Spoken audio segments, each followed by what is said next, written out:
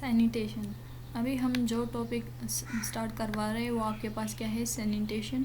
ये chapter number 5, ये हम जो स्टार्ट करवा रहे हैं ये आपके पास जो होते हैं चैप्टर नंबर 5 है, सही है। इससे पहले हम जो होते हैं 4 चैप्टर कर चुके हैं, जिसमें फर्स्ट चैप्टर बेसिक डिफिनीशन के बारे में था, सेकंड वन जो प्राइमरी हेल्थ केयर के बारे में, थर्ड इज ह्यूमन न्यूट्रिशन और फोर्थ जो होते हैं कम्युनिटी वाटर सप्लाई के बारे में था, सही है। अब जो 5th नंबर हम स्टार्ट कर रहे हैं ये आपके पास किस चीज़ के बारे में है, सैनिटेशन के बारे में, सही है।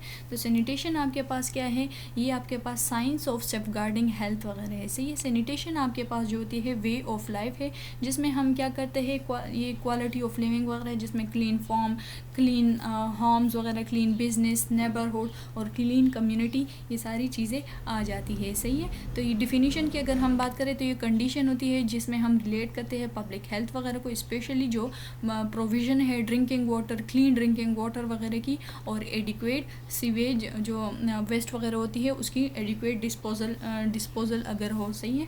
तो ये आपके पास क्या कहलाती है, ये आपके पास सैनिटेशन कहलाती है, सही है। देन हमारे पास आ जाती है एनवायरमेंटल सैनिटेशन। एनवायरमेंटल सैनिटेशन में ये है कि हम वो तमाम फैक्टर्स जो होती हैं उसको कंट्रोल करें जिसका जो होते हैं बैड इफेक्ट होता है आपके फिज़िकल डेवलपमेंट पे, हेल्थ पे और ह्यूमन बीइंग के सर्वाइवल वगैरह पे, सही है। अगर हम वेस्ट की बात करें कि वेस्ट हमारे पास क्या है, तो वेस्ट आपके पास जो होती है अंडर हाउस या स्ट्रीट रिफ्यूज़ वगैरह होती है, ये सॉलिड भी होती है, लिक्विड भी होती है, इसमें ह्यूमन एक्सक्रीटर वगैरह भी होती है या लिक्विड वेस्ट वगैरह भी होती है, सही है। अब हम जो होते हैं बात कर लेते हैं सैनिटेशन की इम्पोर्टेंस की, सही है, कि इसकी क्या इम्पोर्टेंस वगैरह होती है, सही है। जो हम बात करते हैं सैनिटेशन की तो इसकी इम्पोर्टेंस आपके पास क्या है, सही है। सैनिटेशन आपके पास इम्पोर्टेंट होते हैं तमाम उस एस्पेक्ट से, सही है, क्योंकि ये आपके पास क्या करता है, मेंटेन करता है हेल्दी लाइफ वगैरह को, इंक्रीज़ करता है आपके पास किस चीज़ को, लाइफ स्पेन वगैरह को इंक्रीज़ करते हैं, सही है। ये आपके पास चिल्ड्रन में ज़्यादातर इम्पोर्टेंट है, सही है, बिकॉज आपके पास जो होती है अराउंड 800 जो चिल्ड्रंस होते हैं वो आपके पास जो होते हैं डाई एवरी डे, से ये बिकॉज ऑफ जो प्रिवेंटेबल डायरिया रिलेटेड डिजीज़ होती है, जो कि आपके पास या तो जो कि किस वजह से होती है, या तो आपके पास जो होते हैं वो वाटर की एक्सेस लेके या सैनिटेशन या हाइजीन वगैरह के प्रॉब्लम वगैरह की वजह से आपके पास होती है, सही है। तो मोस्टली हमारे पास जो सैनिटेशन की इम्पोर्टेंस होती है वो उसमें आ जाती है, सही है, कि हम प्रॉपर सैनिटेशन वगैरह का ख्याल रखें, वाटर की अवेलेबिलिटी को पॉसिबल बनाए जिधर इसकी एक्सेस इतनी नहीं है, सही है, ताकि हम जो होते हैं प्रिवेंट कर सके इस तरह की कंडीशन वगैरह को, सही है। तो इससे क्या होता है कि डायरिया वगैरह जो चिल्ड्रन में हो जाती है, इससे उसका एपेटाइट वगैरह लॉस हो जाते हैं, सही है, और वो आपके पास क्या होते हैं, माल नरिश्ड हो जाते हैं, सही है। तो लिमिटेड एक्सेस जो होती है टू सैनिटेशन जो होती है वो आपके पास क्या होती है, वर्ल्ड वाइड जो होते हैं प्रॉब्लम है, सही है। जो एवरी 4th चिल्ड्रन होते हैं वो आपके पास सफ़र करते हैं स्टंटेड ग्रोथ में, सही है, उनकी ग्रोथ नहीं बढ़ रही होती, सही है।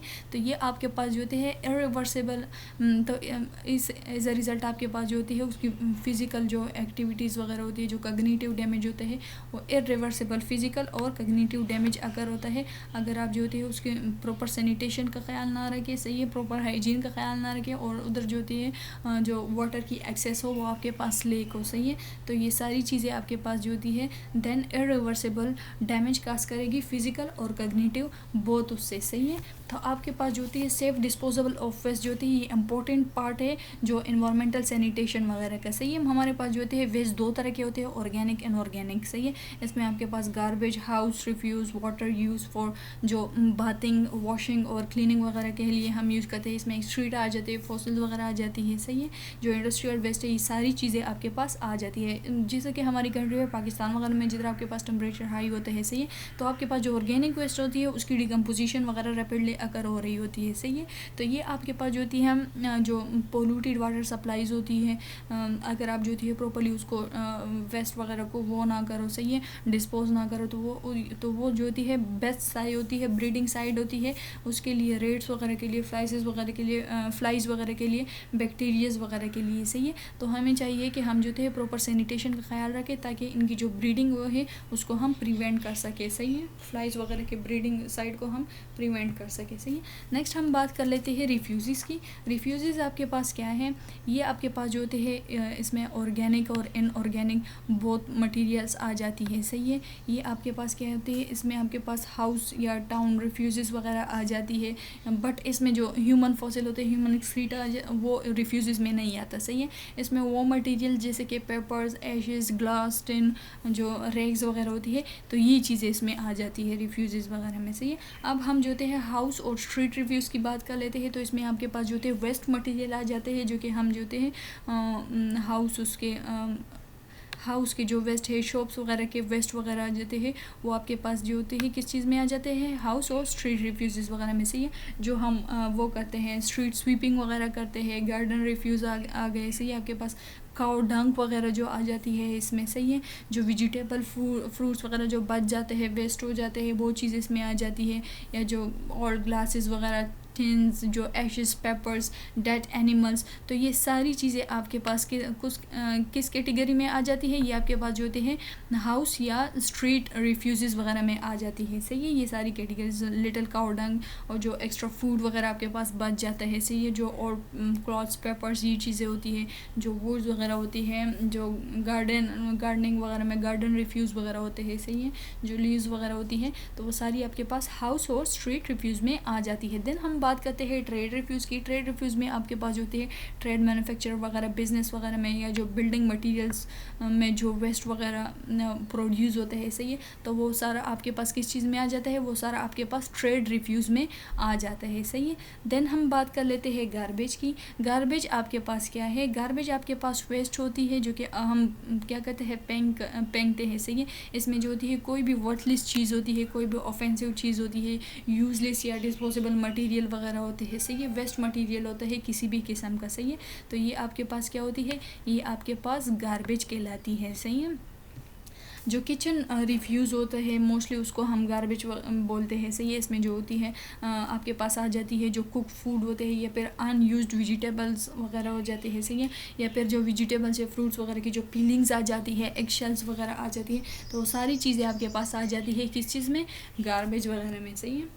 अच्छा, अब हम बात कर लेते हैं कलेक्शन, रिमूवल या डिस्पोजल ऑफ वेस्ट वगैरह की, सही है। तो जो सिस्टम हम यूज़ करते हैं कलेक्शन, रिमूवल और डिस्पोजल ऑफ रिफ्यूज़ वगैरह के लिए, तो उसको हम क्या बोलते हैं, स्कैवेंजिंग बोलते हैं, सही है। हम जो होते हैं जो डिस्पोजिंग, उसके लिए हम जो होते हैं जो वो यूज़ करते हैं टेक्निक्स वगैरह यूज़ करते हैं, सही है। डिस्पोजिंग वेस्ट मटेरियल्स वगैरह के लिए उसको वेस्ट को पहले हम कलेक्ट करते हैं, देन उस एरिया से रिमूव कर लेते हैं और कहीं दूर जाके डिस्टेंस पे जाके उसको डिस्पोज कर लेते हैं, सही है।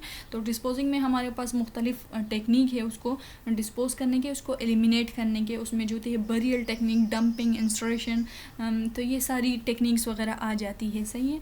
तो अब हम क्या करते हैं, जो ऑर्गेनिक रिफ्यूज़ वगैरह होती है मोस्टली जो होती है, जो इनऑर्गेनिक वेस्ट वगैरह होती है, उसकी प्रॉपर जो होती है वो बरियल वगैरह, एलिमिनेशन वगैरह आपके पास जो होती है उसकी प्रॉपर वो हो जाती है, सही है, मस्ट हो जाती है उनकी प्रॉपर एलिमिनेशन वगैरह। क्यों, क्योंकि वो आपके पास जो होती है ब्रीडिंग साइड होता है, जो फ्लाइज वगैरह होती है, रेड्स, बैक्टीरियाज वगैरह होती है, माइक्रो ऑर्गेनिज्म के लिए ब्रीडिंग साइड होता है। और आपके पास जो होती है क्या करता है, देन इम्प्योरिटीज़ काज करता है, वाटर सोर्सेज वगैरह में कंटेमिनेट करते हैं वाटर वगैरह को, और मुख्तलिफ हाइजीन उसको, सही है। अच्छा, जो फंक्शनल एलिमेंट है कलेक्शन का, उसमें आपके पास क्या होते हैं कि आप जो होते हैं गैदर करो सॉलिड वेस्ट वगैरह को, सही, रिसाइकलेबल अगर मटेरियल हो तो उसको भी आप कलेक्ट करो, सही है। देन आप उसको जो होते हैं क्या करो, ट्रांसपोर्ट करो, जो जिस मटेरियल को आपने कलेक्ट किया है, सही है, उसको आफ्टर कलेक्शन आप क्या करो, ट्रांसपोर्ट करो उस लोकेशन पे जिधर इसकी कलेक्शन वगैरह के लिए कोई व्हीकल वगैरह हो या ऐसे कोई व्हीकल वगैरह होगा, उधर आप जो होते इसको कलेक्ट करके देन उधर आप जो एक स्पेसिफिक एरिया पे ले जाके, जो उसका स्पेसिफिक एरिया उधर आप इसको क्या करो, एम्प्टी करो, सही है।